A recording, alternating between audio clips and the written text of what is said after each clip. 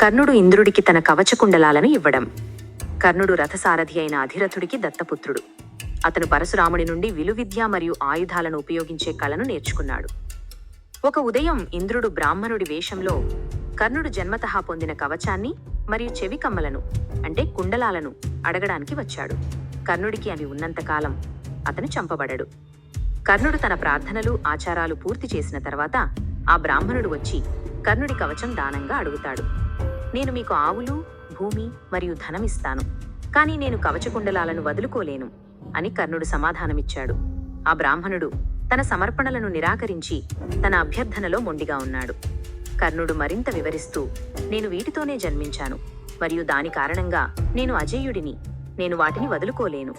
నా రాజ్యాన్ని అడగండి, నేను దానిని మీకు ఇస్తాను అన్నాడు. కానీ బ్రాహ్మణుడు మళ్లీ నిరాకరించాడు. ఇంద్రుడు బ్రాహ్మణుడి వేషంలో వచ్చి తన కవచకుండలాలను అడుగుతాడని కర్ణుడి తండ్రి సూర్యభగవానుడు అతనికి ఇప్పటికే హెచ్చరించాడు. మీరు ఇంద్రుడని నాకు తెలుసు, మీరే దాతలలోకెల్లా గొప్పవారు. మీ ఆశీర్వాదం మరియు దానం కారణంగానే ఈ భూమి సంపన్నంగా మరియు అందంగా ఉంది. మీకు నా కవచకుండలాలను ఇవ్వడం ద్వారా నేను నా జీవితాన్ని ఇస్తున్నాను. బదులుగా మీ అమోఘ శక్తి అనే శక్తివంతమైన ఆయుధాన్ని నాకు ఇవ్వమని అడుగుతున్నాను అని కర్ణుడు అడిగాడు. నేను నా ఆయుధాన్ని నీకు ఇస్తాను, కానీ నువ్వు దానిని ఒక్కసారి మాత్రమే మరియు ఒక వ్యక్తికి వ్యతిరేకంగా మాత్రమే ఉపయోగించగలవు. నువ్వు దానిని ఎవరిపై విసిరితే వారు చనిపోతారు, ఆ తర్వాత అది మళ్లీ నా వద్దకు తిరిగి వస్తుంది అని ఇంద్రుడు చెప్పాడు. నాకు ఒక వ్యక్తిపై మాత్రమే దాని అవసరం ఉంది అని కర్ణుడు సంతోషంగా చెప్పాడు.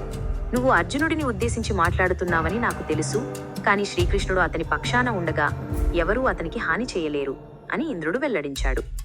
కర్ణుడు సమాధానమిస్తూ, అలాగే కానివ్వండి, కానీ శక్తివంతమైన యోధుడిని చంపడానికి నాకు ఆ ఆయుధాన్ని ఇవ్వండి మరియు ఈ కవచకుండలాలను నా శరీరం నుండి కోసినప్పుడు ఎటువంటి మచ్చలు ఉండకూడదు అని కోరాడు. ఇంద్రుడు అతనికి అలాగే అవుతుందని వాగ్దానం చేశాడు. కర్ణుడు తన కవచకుండలాలను కోస్తున్నప్పుడు రక్తం కారింది. వాటిని ఇంద్రుడికి ఇచ్చిన తర్వాత ఇంద్రుడు అతనికి తన అమోఘ శక్తిని బహుకరించాడు మరియు అతని దానగుణం మరియు స్ఫూర్తి కారణంగా అతను ఎప్పటికీ గుర్తుండిపోతాడని ప్రశంసించాడు. అతని మాట నిలబెట్టుకున్నందుకు, అతని దానధర్మాల పట్ల నిబద్ధతకు దేవతలు మరియు స్వర్గవాసులు కర్ణుడిపై పూలవర్షం కురిపించి అతన్ని ప్రశంసించారు.